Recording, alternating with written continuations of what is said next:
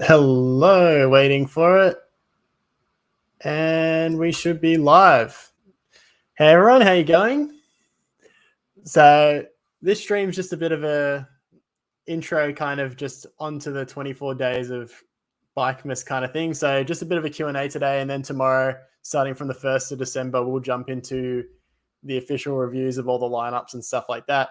So yeah, it's been a while since I've done a bit of a live stream. We used to do them all the time, like once every 2 weeks or so. So if you got any questions, I know it's been a while, send them through, and yeah, we'll go into it. It'll probably be on for around 30-40 minutes. But yeah, so there's the lineup things. They're kind of going to be, because I want people to be able to watch them easily after. So I'll probably do kind of like 20-30 minutes just quickly going through the lineup.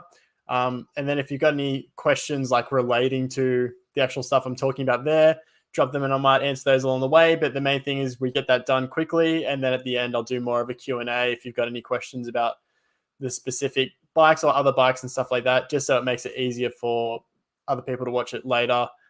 Because yeah, it'll be good kind of to watch these videos if you're ever doing some research in the future, that you can watch it normally without it being more live stream kind of feel. But yeah, got a few familiar people kind of in the chat. Got 19 people already, so that's awesome. So I got Lucas. So I'm using a different streaming software as well, so I can actually bring your comments on the screen now. So we got Lucas, who's always there as well. Got a few other people. Got Nick. And then yeah, so sweet. So you guys should be able to get a better stream now because I'm using this. So I'm using Streamlabs. So I only paid for 1 month because December is going to be a lot of streaming. So yeah, if you got any questions, send them through, and I'll get through them.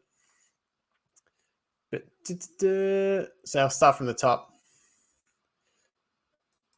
So got Mick guessing Marion and Polygon. So this is probably before we started the stream. He said it will have feature heavily, but yeah, in terms of the buyer's guides and stuff like that, which we'll have dropping in December, they're just great value bikes, so they'll feature definitely as well. And then also hoping that Commonsale gets a feature as well. And yes, they'll definitely get a feature, especially in those longer travel bikes, and then some aggressive hardtails too. Bobu asks, where am I riding this weekend? I actually haven't been riding for a while. I hurt my back around 3 or 4 weeks ago, so I've been doing a fair bit of rehab on that. It's just been really niggly, especially doing a lot of sitting with work at the moment. Hasn't been very good for the back, so using the standing table a fair bit and getting up, moving around, going to the gym a bit more, doing that kind of stuff's helped a bit. So might just go for a small cruise around the pass or do some more XC stuff this weekend.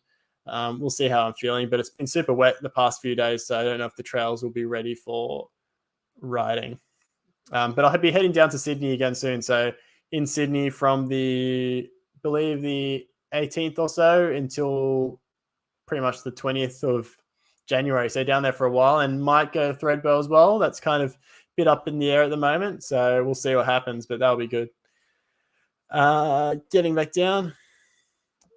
So Flicky Licky asks, would you rather get a new Polygon? Would you rather get the new Polygon or a good hardtail? Not too sure what you mean there, but in terms of hardtails, the Polygon Extrada is probably the main one. That's more kind of like an XC/trail, so kind of in that more down country kind of realm of bike. So very similar to my Bobcat Trail. So they're both pretty comparable bikes. I'd just say if you're looking more on the descending side, the Bobcat Trail is probably a little bit better. But if you're looking for something a bit more efficient in that sense, then the Polygon Extrada is probably a better option.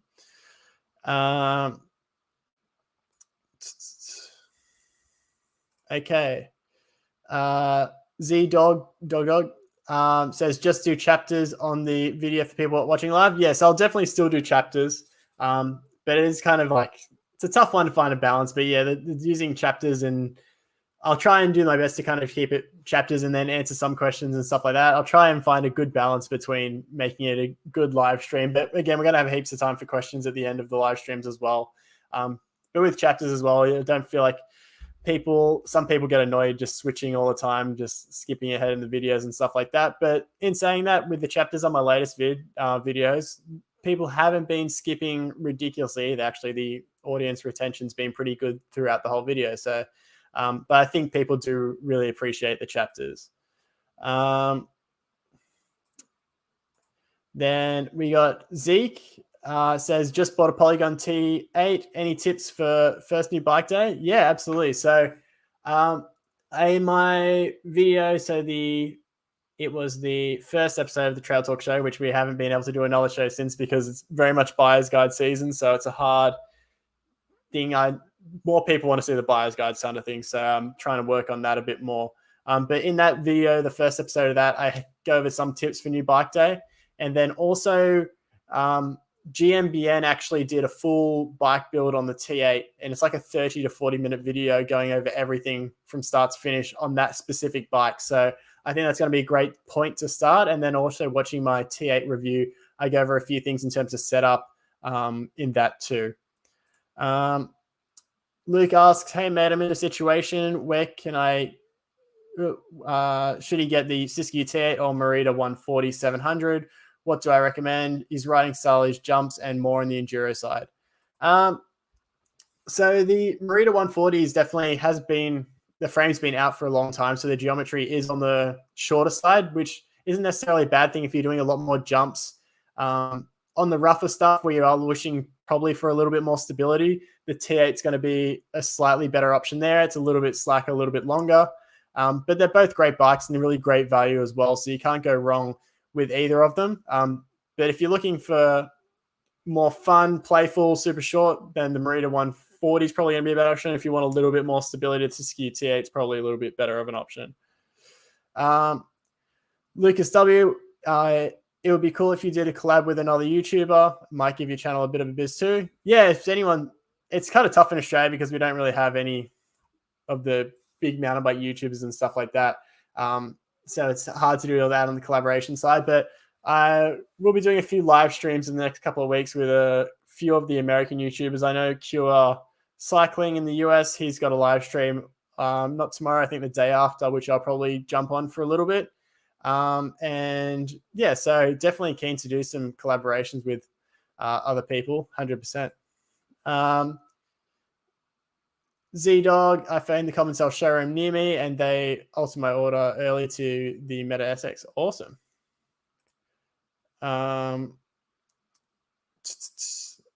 Andrew Kirby, advice on brake upgrade for the T7. So in terms of the T7, I know that rear, so the front, you've got the 4-piston Orions, then the rear, you've only got the 2 pistons. So that will be a little bit of a limiting factor there. I do find the 2-piston versions of those Tektro brakes to lack a little bit of power in the rear. So the cheapest budget option that you could do is replace that rear caliper to the 4-piston version, which you could probably find those on eBay pretty easily. And then also they do have resin-only rotors on the T7, if I think I'm right.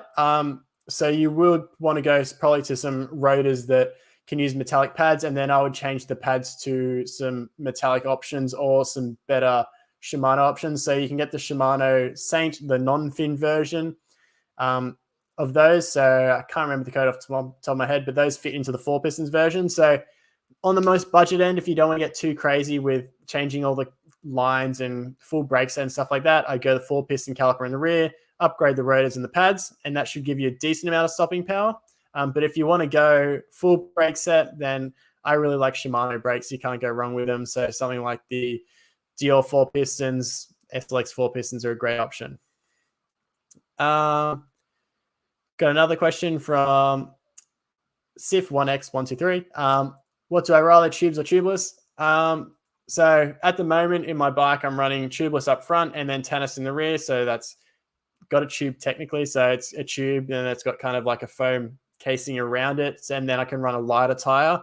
But up here in Queensland, where I am on the kind of like southeast piece of Queensland, where there's a lot of XC and trail kind of stuff, I probably only really need a normal tubeless setup. I wouldn't need that much puncture protection in the rear compared to where I was in Sydney. There's a lot of slabby rock stuff that kind of eats rims for breakfast, and that's why I really like the tennis there. But up here, I would probably just run a normal tubeless setup. But yeah, just normal tubes, not a huge fan.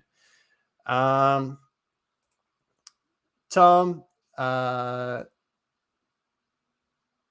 So he says, I think it was in response to someone else, I think you should, the common solve AMHG, 160%. Yeah, so don't really answer someone else's question. Mountain bike Sens, I'm getting the Avani Hammer. Is that a good option? Yeah, I think they're a good bike for the money. Haven't seen too much.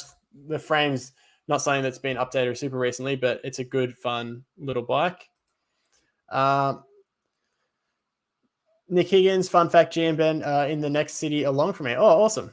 I wonder if you see them out on the trails much. They're definitely out doing a lot of filming. Imran Peterson asks, any advice for someone getting into mountain biking?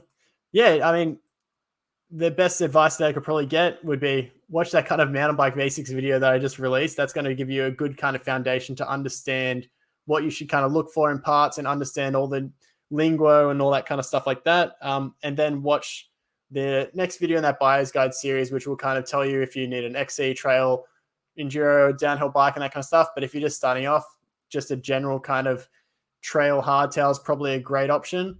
And then if you're looking kind of at a more budget end, the budget buyer's guide video in my last year's series is a good starting point because it's not too much that's changed from 2022 from 2021. So yeah, I wouldn't necessarily think that they're missing out on anything if you're just watching that video until I bring out my new one. So, and then for a lot of brands, to be honest, they're keeping the same bikes for 2021. So yeah. Johnny GG says, where can we get out on Brisbane trails together? Yeah, I mean, I'm free. And most weekends, I'm free to go for a ride, so hit me up on Instagram at the moment. But as I said, I hurt my back recently, so I haven't been doing too much riding. So I'm sticking to XC until I kind of get down to Sydney, and then I might do a bit more trail enduro riding when I'm down there and build back up to it. So yeah, usually riding kind of like Daisy Hill or even Sanford, except for the main jump line there, that would be a good option. Cut Laps, awesome, man. How you going? If you didn't check out, we did the kind of interview kind of video with Cut Laps, and if you haven't seen Cut Laps channel before, definitely check it out. He's got some awesome trail building, the best trail building content in Australia, I reckon. Mountain bike boss, any good first upgrades for a mountain bike? Depends on which bike you've got, but if it's typically the best upgrade that I like to start off with, good set of tires, dropper post, those are the two main ones. Lucas W, have I got any good recommendations for a budget brake set? In terms of brakes, I don't mess around too much in terms of budget, because I mean, if you're going budget, which most kind of bikes come with, if you already got hydraulic brakes, and they kind of got on a more budget end, you've got kind of like the cheaper hydraulic brakes. And to be honest, I don't think anything really worth under Shimano Dior kind of level offers great stopping power if you're really starting to push the descent. So I typically like to recommend the Shimano Diors as kind of my favorite brake set. Z-Dog got some 510 shoes on sale from the Adidas site. Awesome. I'm keen to see what the new 510s are like. Yeah, they look a bit different to the old ones. Spinning Wheels. Now they've been in Southeast Queensland for a bit. What's my favorite trail network? Wishing me a speedy recovery with a back. Thanks, man. Also, check out Spinning Wheels channel. He's always got some good polygon content on there as well. And then also some more budget stuff. If you're looking to get some good little budget parts and knickknacks, there's got some good little buyer's guides there. But in terms of Southeast Queensland, my favorite so far, Mount Cotton, all the stuff that they've done there is super awesome. It's got blown out a little bit now and it's pretty loose, but it's still super fun. And then also Sanford as well. I really enjoy the trails there. But to be honest, I haven't really got out too much on the trails other than those ones. Like there's a few other trails that I can't really mention, but they've been good. But those are my two main ones. Do ride Daisy Hill a fair bit because that's around the corner from where I used to live until I moved into my new place. And that's good just for getting a quick XC lap in. And it's easy to film there as well. But yeah, that's kind of where I'm at on the trails at the moment. Nick Higgins. It's a great question. Would you ever cycle across the Nullarbor Plain? If you're familiar with the Nullarbor Plain, it's probably the most boring passage of road in Australia.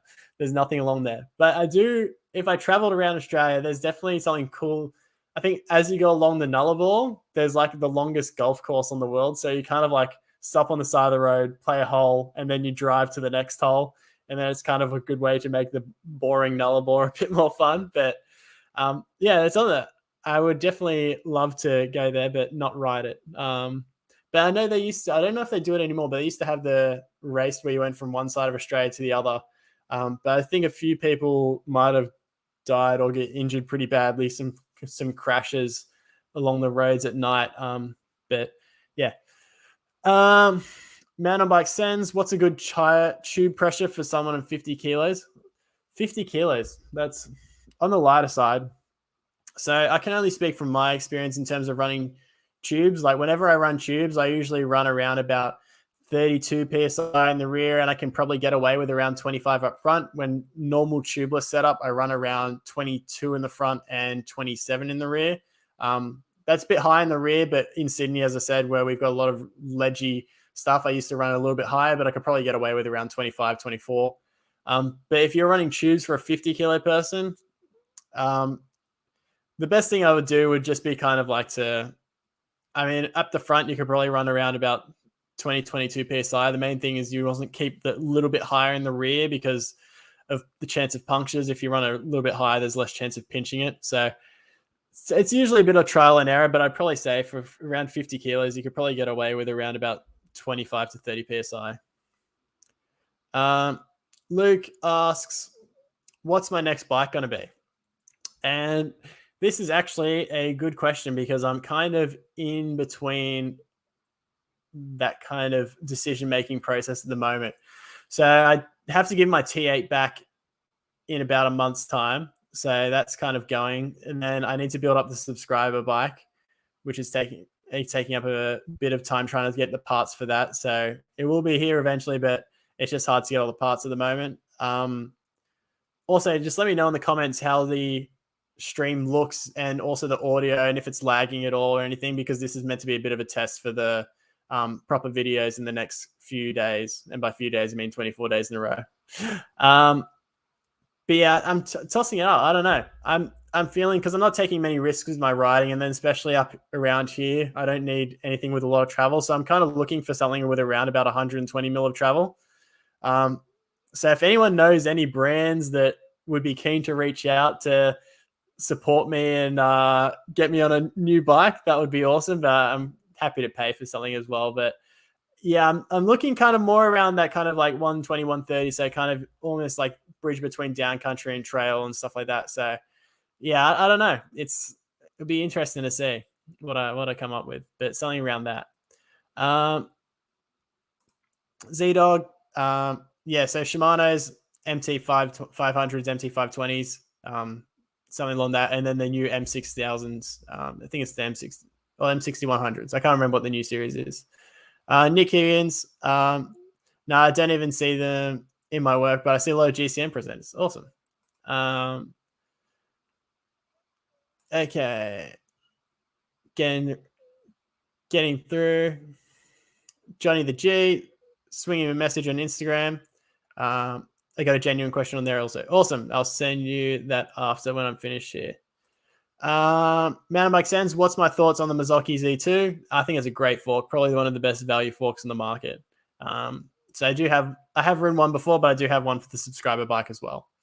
Cat Laps, you.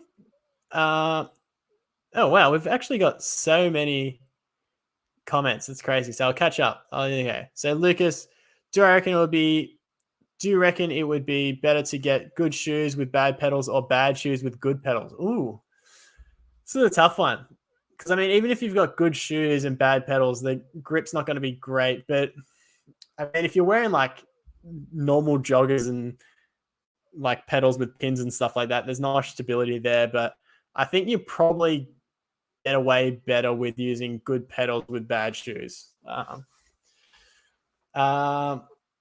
Regan asks, flats or clipless? I'm always like flats, but that's because I'm a bit pedantic. I don't like being attached to the bike, like in terms of like being trapped on it in any kind of way. And I've got some dodgy knees as well. Like I'm just falling apart with my back and my knees. It was just the twisting on the knee just doesn't work well for me. I might try. I've heard Crankworks, the release is a little bit smoother, so I might try that one day. But to be honest, the way that I ride, I'm just riding for fun, and I'm not riding as much as I probably used to. So I'm trying to get back out a bit more, but yeah. I'm always flats for life. Lucky, Zito, lucky it's spring in Australia. Very wet and rainy here at the moment on the west coast of Canada. It is absolutely raining terribly here at the moment as well. Like we've had constant rain for the last kind of week, 2 weeks, and then that's up in Queensland and then Sydney as well. So if you're familiar, because I mean, my background before I kind of got into this kind of stuff like that and marketing, I was actually just finished my Masters of Environmental Science and I was about to do my PhD as well. So if you're familiar with that kind of side of things, like a lot of our climate, especially rain and temperatures and stuff like that, is controlled by the El Nino, La Nina, Enso cycle kind of side of things. So we're in La Nina at the moment, which means it's kind of a little bit cooler, a little bit wetter. So it's actually 2 years in a row, a La Nina cycle in the east coast of Australia. So it's been a bit wetter than usual, which we kind of needed because we had a pretty bad drought before that. So this has helped a fair bit. And then this year is meant to be super, super wet. So the last time they had 2 La Ninas in a row, I believe, was when they had the Brisbane floods. So fingers crossed that doesn't happen again. Luckily, where I am, I'm kind of out of the flood zone, but my garage likes to flood because it has holes in it. But I'm not getting flooded by the river. Z-Dog, don't send the light carbon frame too hard. Don't want the chainstays to snap off and hurt myself. Yeah, I'm not going to be riding it too hard, but I've heard good things about the frame. And on the forums, it's not usually where they've had damage, hasn't been like, in that sense, like going to be like catastrophic failure. It's usually something pretty minor. So yeah, I'm pretty happy with that. Not another millennial rider. Hey man, another Sydney rider. Check out his channel as well. He's got some good content. Do I have any inside info on supply chains of bike parts? Are things getting better or worse? Do I need to panic buy parts like I was or girls at the end of last year? It's still not looking very good, to be honest. So it's like if you wanted to design a bike and get parts for it now, you're kind of looking 2024 to get that. So say if you're trying to get spec for a specific bike at the moment, you would probably need to looking like you'd be getting all the parts and everything together by 2023, 2024. So it definitely isn't the best, and it's going to take a while to catch up. So I mean, I'm not riding as much, so I don't need as many parts and stuff like that. But it is definitely very hard to get parts at the moment, especially, and that's why we haven't seen a lot of real drastic changes with bikes. And I don't think, I mean, you would have seen a couple from like this year because there was obviously that production, like getting those frames designed, all that kind of stuff like that, and ordering the parts. That was probably done before the pandemic really hit, and that's kind of why, because it's usually kind of like a 2-year kind of lead up. So you put everything and then it comes out and then, yeah, you get it. But you know what I mean? But yeah, it's at the moment you kind of have to be planning like 3 or 4 years in advance really to get everything together. So, and then it's not like you can be like, maybe say if there's like a little shortage on one thing or you forgot to order a part and stuff like that, then you have to wait that kind of extra 2 years until you get those parts. So you will find that there might be a lot of spec changes. So on a lot of bikes, you'll see spec may be subject to change at the bottom with a little asterisk. You're going to see a lot of more that happening where there will be changes in spec without you necessarily knowing what it is. So that's something to keep an eye out as well. And don't get too annoyed, but it's just the only way that you're going to get a bike. So it has pushed back a lot of bikes that might have been coming out end of this year, but really they might be pushed back to the end of next year. And then I noticed for a lot of bikes that have been released, like some of them higher end bikes, they've been released, but you can't get it for like 6 to 12 months. So it's still not looking the best. Samir asks, what's my dream bike? Kind of changes all the time and stuff like that. But I think at the moment, I'd probably say something like a Santa Cruz Hightower, or even the Tall Boy at the moment, because I mean, probably don't even need the Hightower. They're so close. And then the Tall Boy's a little bit more efficient. So probably something like that. Johnny racing clips for 18 years in BMX, moved to mountain bike and raced with clips last year. Now I'm back to flats. His testing times are close to 35 seconds faster on flats. Damn, that's crazy. That's insane. But yeah, I just like flats. I just feel more comfortable. is in the North Shore, and I'm pretty sure it's done with snow here. Yeah, we don't get too much snow, only down in the snowy mountains, but yeah, not too much snow in Australia. Actually, in Tassie as well, there's a fair bit of snow. When I went there in August 3 or 4 years ago, there was a fair bit of snow there. Samir, since your days in Oz, do you think the Maxxis Shorty would be a good tire choice for the upcoming months? Nah, because we have a lot of real sandy soil. Like the Shorty is going to be good for more kind of like muddy conditions. We've got like there are areas where it is more muddy, but I think something like a DHF or DHR will be more than enough in the. It's very sandy, wet kind of stuff like that. And actually, the grip's not usually too bad, but some trails are muddy, and then you will probably need something a bit more aggressive. But I've never known anyone in Australia to run shorties unless it's like properly for a race weekend where it is super, super muddy. Adidia Singh asks, how many bones have you cracked? I'm actually very lucky. I've only ever had very much. I mean, I think I broke my nose once. And then I've had like a small chip of bone kind of on the side of my foot once, but I didn't need a cast for that. So pretty lucky. Dislocated a finger riding. That's about it. Pretty lucky. I don't take enough risks to do that. Nick Higgins, should I try a small mullet setup with 27.5 in the front and 26 in the rear? Common Solid doing this for a version of the Meta dropping in January. The bike I'm looking at doing it to is in budget. Yeah, I don't know.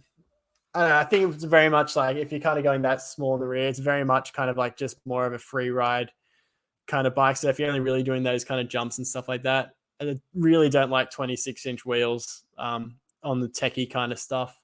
I rode a 26-inch bike I bought one when I was like first starting off. It was like one of my first dual suspensions that I bought, and then I sold it like the week later. I just couldn't stand it. It felt like I was on a BMX bike. It was tiny. Just did not like the tech. But yeah, I think but it really depends on who you are. Like I think for a lot of kids where they're kind of just starting off, and if you are a little shorter, then I think it might be a great option. But for someone of my height, I'm around 185 centimeters, so 6'1", just wouldn't work. But yeah, if you're just looking to do more jumps and fun and stuff like that, then it might be a good option. But especially if the bike's not designed for it, which I found with a lot of mullets, the geometry just feels a bit weird. Yeah. Killer B, favorite bike I've ever ridden. Just tough. This is a tough one because it really depends on the trails that I've been riding on. So on faster descents and stuff like that, the Bird AM9, which was the first bike I had on the channel, like I dream of riding that bike again on the fast stuff. Like it was such a stable bike. The rear suspension was just so planted. It was still reasonably fun as well. I'd really like the Ride the Bird Aether 9. They won't be watching the stream, but if they are watching the stream, I would love that bike again. That would be awesome. But yeah, the AM9 was my favorite bike on the fast stuff. And then I'm really loving the Siskiyou T8 just on your general trails and stuff like that. But yeah, those are kind of, I mean, I like the T8 because it offers 95 to 99% of the performance of more expensive bikes at a fraction of the cost. And that's why I really like it. But that Bird was something else. Okay. Okay, Zach asks, what's your suggestion for a good hardtail for value that's 27.5? Something like the Marin San Quentin's a great option if you're looking for 27.5-inch wheels, and then other bikes from Ragley I really like as well. But I need to do a little bit more research in terms of hardtails again for this year, and then also the Vita Sentier in 27.5 would be a good option as well. Broccoli Boy, would a Marzocchi Bomber Z2 fit on an Orco Storm 5? I'd have to check the steerer, but if it's a straight oversized steerer, then you might be able to fit it with an external cup down the bottom. But let me take a quick look.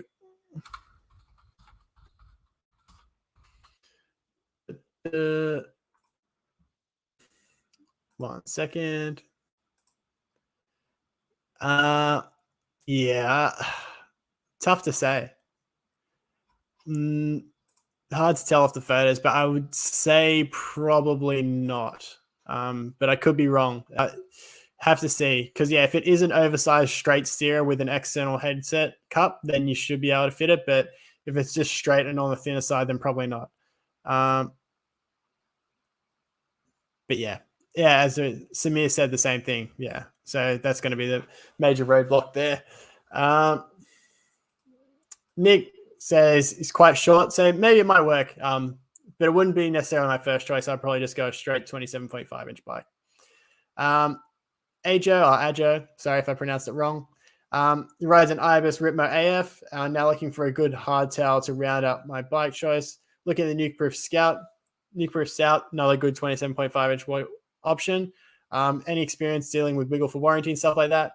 Haven't dealt with them. Heard mixed things, but it's always going to be.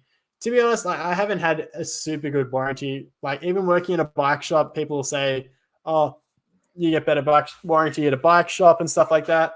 Trust me, the lead times are just as long as waiting in a bike shop, and it really depends on how good the bike shop is compared to online as well. So it really depends. If you're in Australia, then there's Off the Brakes as well. If you want to deal with someone local, they might have some of the Scouts in stock if you're in Australia, but haven't dealt with them personally. Heard mixed things, so again, take it with a grain of salt. But yeah, I can't really say either way. Sorry, I can't be much help there. Mick, sorry. How do I stop dreaming of a nice hardtail while all I know is Merida 120 9.4? I think, yeah, if you've got the Merida 120, then I don't think you'd need a hardtail. Like, I think a hardtail is a great option if you're kind of just like a hardtail person, or if you've got an enduro bike and you're looking for something fun to have a good bit of fun on more boring mellow trails or XC and lighter trail stuff. But the thing is with the hardtail, like, they just look good. That's the thing. Then he says, love the channel. Thanks, mate, as well. Cheers for that. All right, I made my way through most of the comments, and we're pretty much around 32 minutes, so good timing. But yeah, if you've got any other questions, let me know. And then also let me know if the stream's the quality is good, the audio is good, all that kind of stuff like that. Yeah. Samir says again, I've seen it work on a Trek Marlin. Should be quite similar. Yeah, so the Trek Marlin's got a pretty small steer as well, so it might work. Yeah. Then Samir says DH bike on XC trail or XC bike on DH trail. Oh, that's a tough one. If the XC bike is a dropper post, probably the XC on a downhill trail. But it's a tough one because you can't really pedal a DH bike at all on steep climbs and stuff like that. So, and I think on the downhill trail, you'd be able to pick your way through the lines a little bit more. But if there's huge drops and jumps, then it would be impossible on the XC bike. So, yeah. Amiga Dubs, hey man, how you going? It's been a while since I've seen you. And then Spinning Wheels, video and audio is good, bit laggy, time overall great. Okay, awesome. I might run an Ethernet cord to the router directly. That might fix a little bit of the lag. But yeah, if you got any other questions, send them through. Keen to get onto these reviews of all the lineups and stuff like that. It'll be good to kind of do this, answer your questions at the end of it, and then also having those videos pumping out during December when I got the buyer's guides coming out too. So that'll be good. Oops. Then Jimmy Jam James asks, is 130 good enough for enduro trails, maybe at Mount Kira? I think if you're not hitting them super hard and you're just having a bit of fun and you're not smashing the big drops or going over the rough stuff super, super fast, I think 130 should be more than enough. And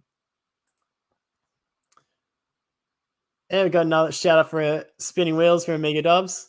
Ibby, haven't seen you in a while. But Merida Big Trail 600 or Trek Roscoe 7.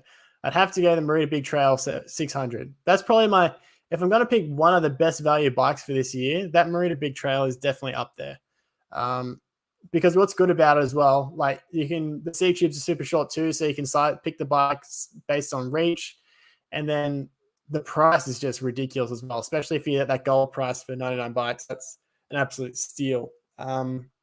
So yeah, I think that's definitely up there. Even the baseline model is like almost like $1,000 for a bike with through axles. That's insane. No dropper posts, and granted, but getting that and you can upgrade it, absolute steal. Samir rides Mount Kiri on 170, seen hardtail. So yeah, I think you can get away with it definitely, but it wouldn't be my first choice if I'm riding it super hard. But if you're just getting your way down there, hitting a few of the smaller jumps, so like that main little gap jump at the start, like that'll be more than enough for 130. Yeah, I mean, as I said, there's people that ride on hardtails. It really depends on your tolerance for pain and liking the rough stuff. But yeah, it will be more than enough. Just the suspension might need a little bit more work if you're smashing it on the rough stuff. But yeah, anyway, guys, if you've got any last questions, send them through. I'll probably head off in a couple more minutes. But yeah, we're going to have plenty of streams to answer your questions. So I'm interested to see how well my voice holds up by the end of it. 24 days. I don't really talk that much, so we'll see how we go. But anyway, it doesn't look like we're getting any more, but I'll see you guys tomorrow.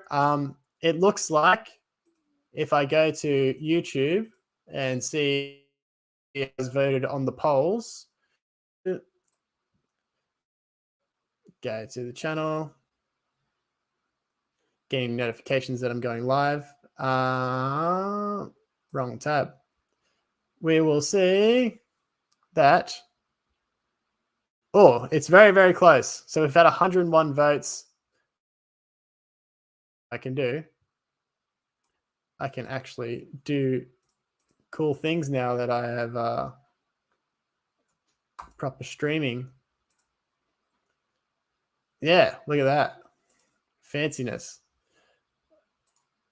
So we have Polygon at 27%, and then Marin and Marita at 22% equal. So very, very close. So if you want to get in and get your comments on, vote there if you want me to do. I mean, we're going to do all the brands eventually. But yeah, I think might be Polygon, might be Marin, might be Marita. We'll see. And then last question, Scott Cutlaps on, he rides a Knocker Optic 125 in the rear, goes well. So you can definitely be done. The Knocker Optic's a longer, shorter travel bike, so it is got a slacker head angle and it's a bit more stable at speed, so that will help a fair bit. But yeah, I think 130 will be more than enough if you're not absolutely smashing it super hard. But yeah, anyway, guys, I will see you. Oh, we got another Jimmy Jam James. He gets bullied for having a Polygon. What should I say to them? Man, if they're bullying you for which bike you have, they've got their own problems that they need to deal with. Just ride your bike and have fun. You'll learn when you get older. If people are doing that kind of stuff, they're not worth your time. Anyway, all right, guys.